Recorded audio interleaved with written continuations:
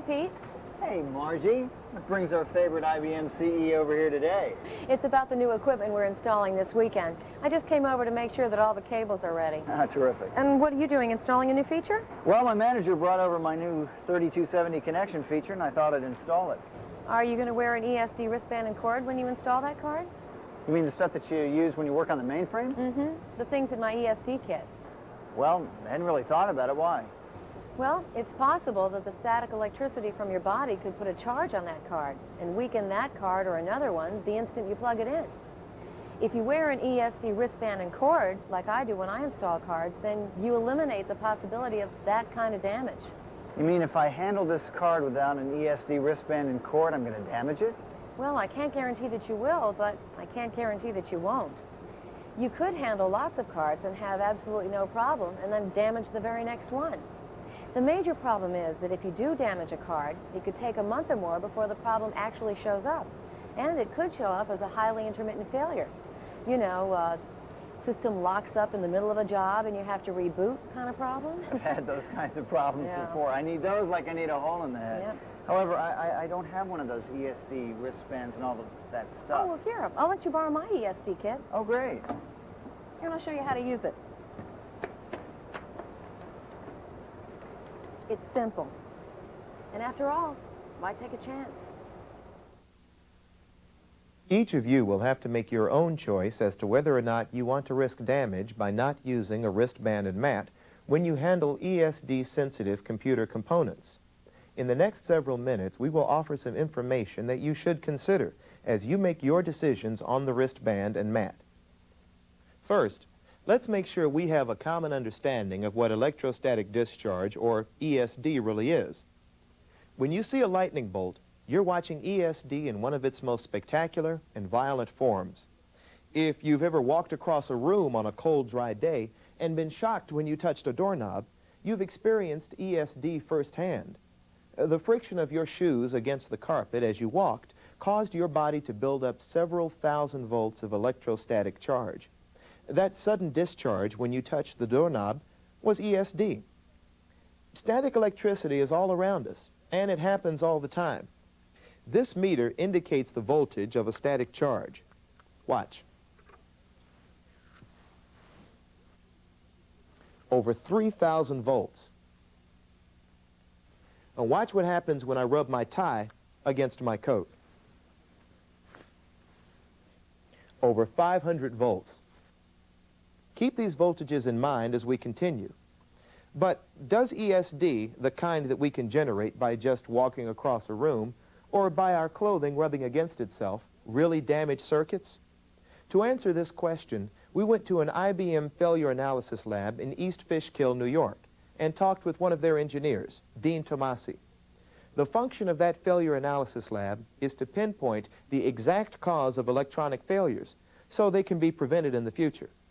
Dean explained that the process for isolating and proving ESD failures is quite complex. Here's how Dean described it. The failure analysis of an ESD fail is quite complex. To begin with, typically we start by fully electrically characterizing the device. This requires AC functional testing and DC parametric analysis. From there, we remove the plastic encapsulating material with a hot acid solution. We perform a visual analysis using some high-powered optical microscopes with interference filtering. We then perform several different steps to isolate the exact spot of the ESD incident. This may require use of several different pieces of equipment. As an example, we might use our emission microscope to find a transistor that's emitting light at the ESD site, or we may use our hotspot detector where we find fluorocarbons boil right over the site of an ESD incident. Many times we have to isolate the spot further electrically, and this may require an excimer laser. After we have the exact spot isolated, further deprocessing is required to actually see where the damage occurred. We do this with our parallel plate plasma equipment. Many times we remove the top levels and the intermediate levels with this equipment. After the intermediate levels of the device are removed, we then do a tedious mechanical process to expose the single transistor where the ESD event has taken place. This process requires actually polishing the chip and inspecting it constantly to ensure that you do not polish through the defective area. After the device is polished, we remove the gate material with the parallel plate plasma system, and we inspect the transistor optically with our high-powered microscopes, and then with an electron microscope to see the exact fail site. The amount of time it takes to perform failure analysis on a typical ESD failure varies anywhere between 1 and 2 weeks for an engineer and technician working together. An elaborate and thorough process, to say the least. But we had to ask, Dean, when you say that a failure is due to an ESD event, what are the chances that you're wrong? The chances that we're wrong are very small. The ESD event leaves a very distinct signature. One can see very small cracks in defined areas of a transistor. And when we asked for examples of what an actual ESD failure looked like, they gave us this picture taken through one of the microscopes. There's the small crack that Dean mentioned. Just how small is small? Here's that same crack, and here's a human hair. Dean pointed out that this was an extreme case of damage caused by an ESD event. In many cases, the cracks are much smaller. Considering the fact that we can prove that ESD causes failures, we asked Dean how much voltage it takes to damage components, and what kinds of things can cause those voltages. Typically, voltages around 250 can cause damage to a circuit. We have seen voltages as low as 150 do damage. Something as simple as walking across a room or removing a card from a static bag without wearing a ground strap could generate voltages that low and even much higher.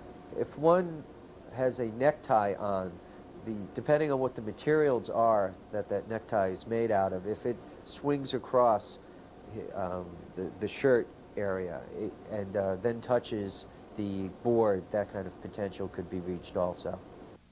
Another question that we felt crucial was, how do ESD failures show up in the field, in the customer's business or home? Many times an ESD failure is masked because the device goes from just leaking slightly into an electrical overstress condition where the plastic and metallization actually become charred.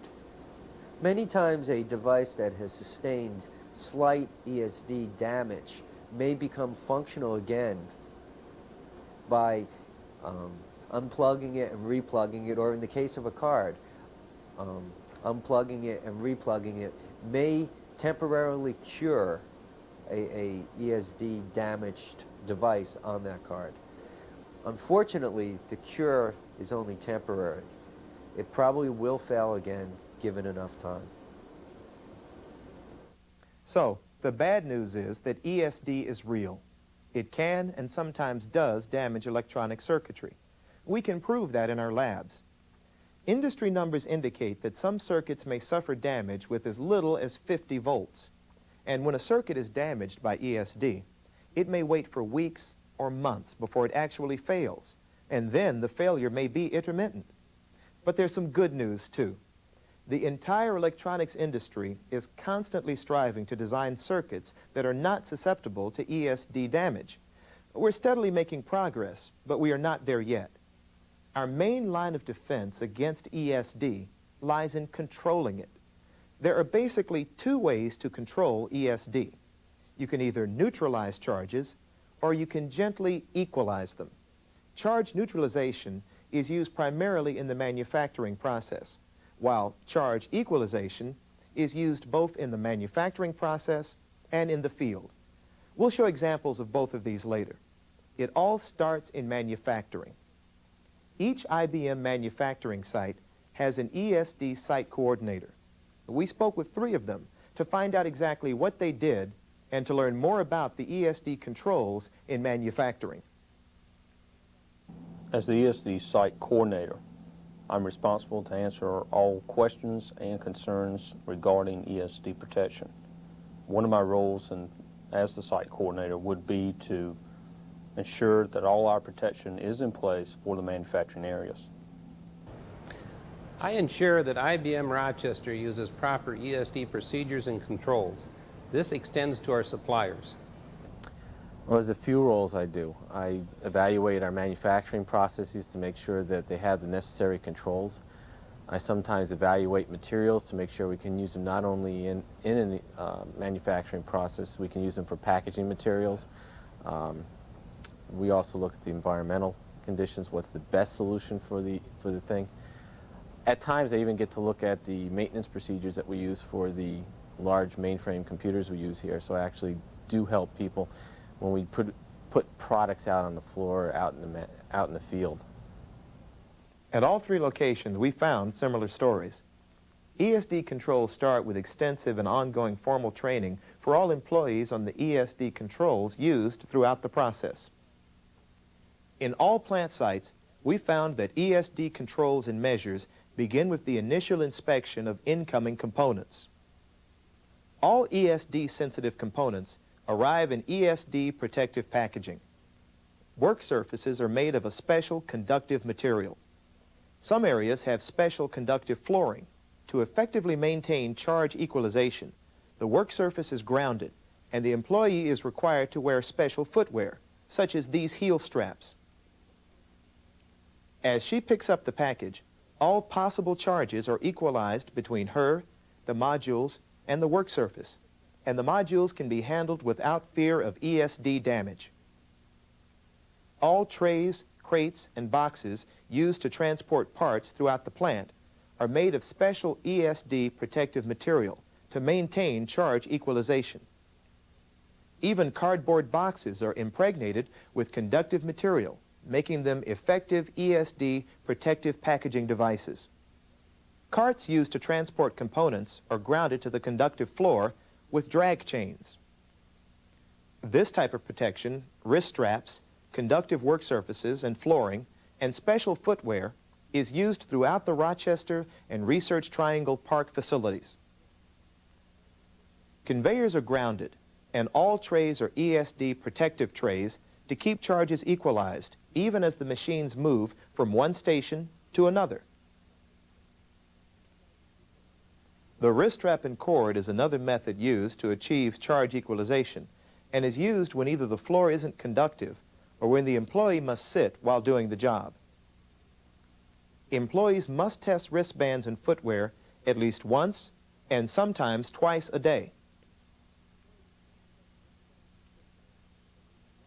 In clean rooms, such as the one in Poughkeepsie, where components for the large mainframes are assembled, not only are the wristband, conductive flooring, and protective footwear all used, even the rubber gloves are conductive, thus becoming an integral part of the ESD protective system.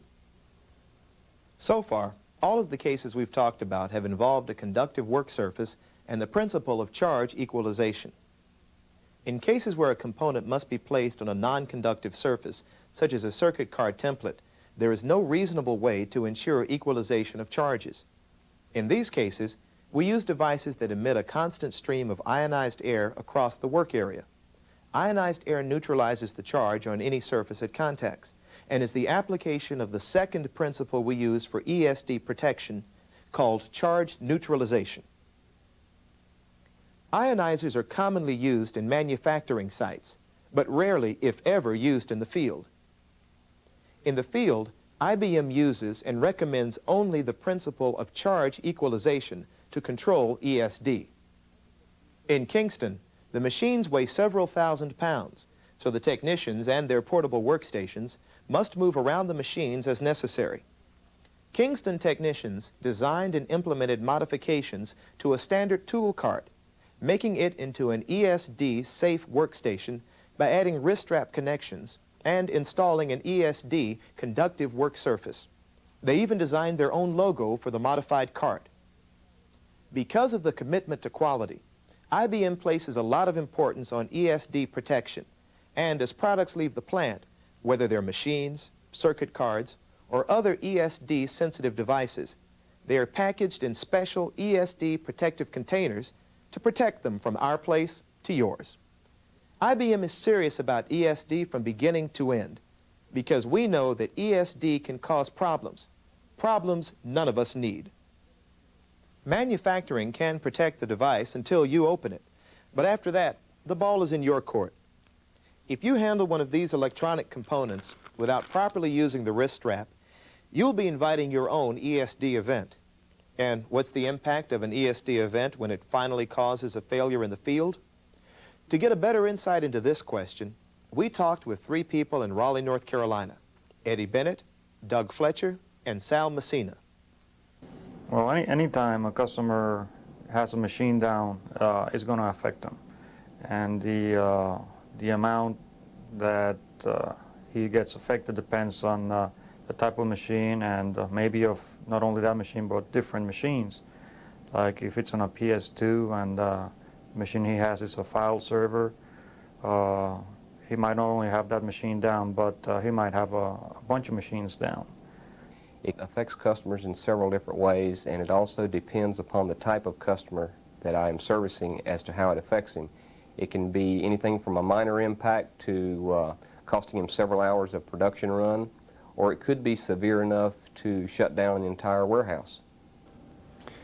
Well, any problem in the large systems environment has the potential to be a major problem. Our equipment nowadays has a lot of errors that we can recover from, but you know, any problem can be serious for a large systems customer.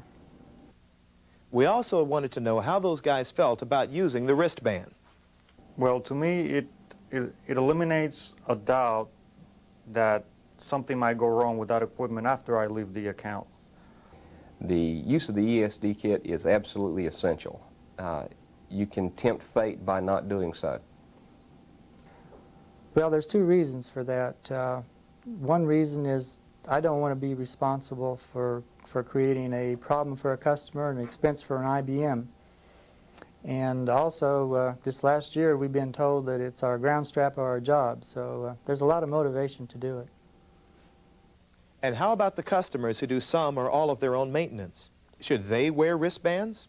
Oh, definitely. I have run across customers in which they have a large amount of PS2s on their account, and they do have internal people who install and remove adapter cards from the machines, which I agree it's very helpful for them to have someone in their accounts do that. But they have not been using ESD kit, and I've had to go there and replace cards, which always I feel in the back of my mind that they did get hit by ESD. Absolutely. If a customer's in the environment where he's installing his own adapters, he is in a point to make himself more efficient by being able to do some of the work himself. And to be able to maintain his machine integrity, he must absolutely use the ESD kit. I think that would be a wise move. I know if I had paid $300 for an adapter for my PC at home, I'd sure have an ESD kit there when I put it in. Okay, so if it's possible to damage electronic components with ESD, why doesn't everyone who handles cards wear a wrist strap? We researched this question with both IBM and non-IBM people. There were basically 6 reasons that people gave for being reluctant to use the wrist strap, cord, and mat. We then asked our experts in Rochester, Poughkeepsie, and East Fishkill to speak to these reasons. One reason given was based on the belief that once chips like these are mounted on a card, they can't be damaged by ESD, so you don't have to wear a wrist strap when you're handling cards. An ESD-sensitive component is as sensitive on a circuit board as it is by itself. Once it's mounted to a circuit board, there are more antennas. Some of the people thought that you can't damage a card as long as you carefully handle it by the edges. When handling a card by its edges, it's easy to touch any of the conductors on the card, or the card could come up to the potential of your body. Then as you're installing it in the machine, or if you touch it against a grounded area, the ESD incident could occur between the card and wherever it touches. We talked to some folks down in South Florida that figured that ESD couldn't be a problem down there because of the high humidity. The wristband and mat is the only positive control in a lot of aspects to control charge. You won't notice a charge in the high humidity times. For example, and here in the wintertime, when we walk across the carpeted floor and we touch a doorknob, a lot of people get shocked. In the summertime, when the humidity goes up, they don't feel that shock. But the feeling level for a person is around 3,000 to 3,500 volts. The sensitivity level for some parts can be 100 volts, 150 volts, 200 volts. You can't feel that. So you may think you have control, and it helps, but it's not a complete control. We have to make sure that you're totally bonded to ground. You have no charge whatsoever. Still others thought that unless you have carpeted floors, you don't need a wristband. Equipment installed in non-carpeted areas also requires the use of a ground strap to prevent an ESD incident from occurring. A person walking across the linoleum floor, or removing their jacket or tie, or if another person comes up behind you, can transfer a charge to your body. An ESD strap should always be worn when servicing equipment. A lot of people believe that all you need to do is just touch the frame of a machine before you remove or install a card. Touching equipment ground while removing and installing circuit cards is not adequate ESD protection. Many times it takes two hands to install or remove a card, and as soon as one lets go of ground, their body can build up a potential. Just a movement of clothing or somebody coming up behind you can transfer enough charge to your body to lead to an ESD event. Some thought that using anti-static sprays took away the need for a wristband. Now, the use of anti-static sprays or topicals are a temporary solution. They don't work very well, and they're only good for the bench top. That doesn't keep any of the charge off the person.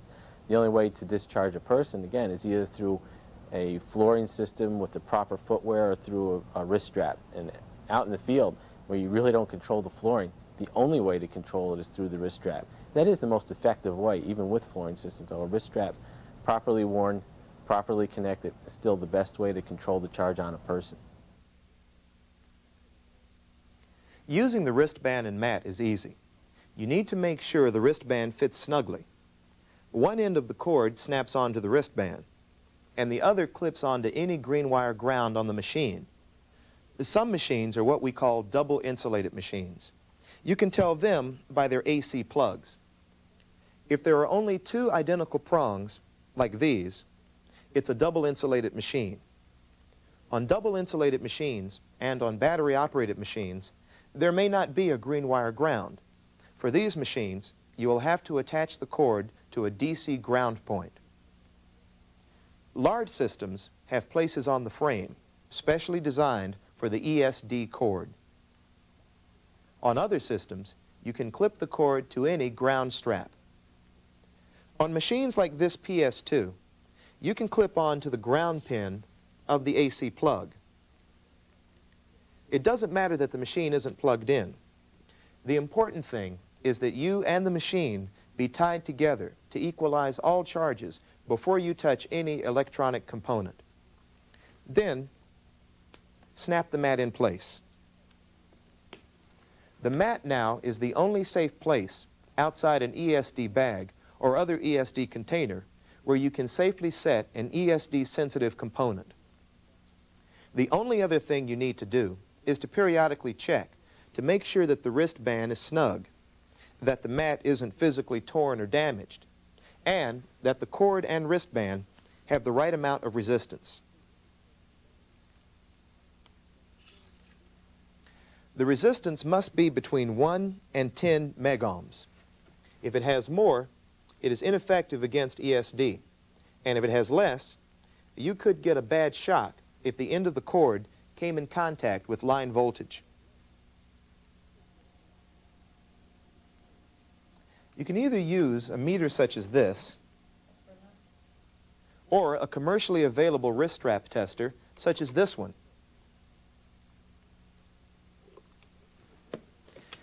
Just how important is the use of the wrist strap in the field?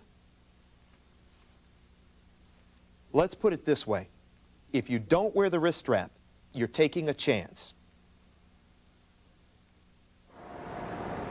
Well, did you get the 3270 connection feature installed okay? Sure did. Were the cables okay? Mm-hmm. Yeah, looks like we're all set for Saturday. Are you going to be helping? Yeah, I've got to be here at 9:30 to help move some of the old equipment out. Oh, by the way, here's your ESD stuff. Oh, okay. And thanks for letting me use that. Sure. Any problems? No, no problems at all. You know, we're going to be installing that feature in a lot of PS2s in the near future. Thinking about asking the boss to look into getting us some sort of ESD kit for us to use when we install those cards. Where do you get those things anyway? Well, you can buy kits through IBM or check with any local electronic parts distributors.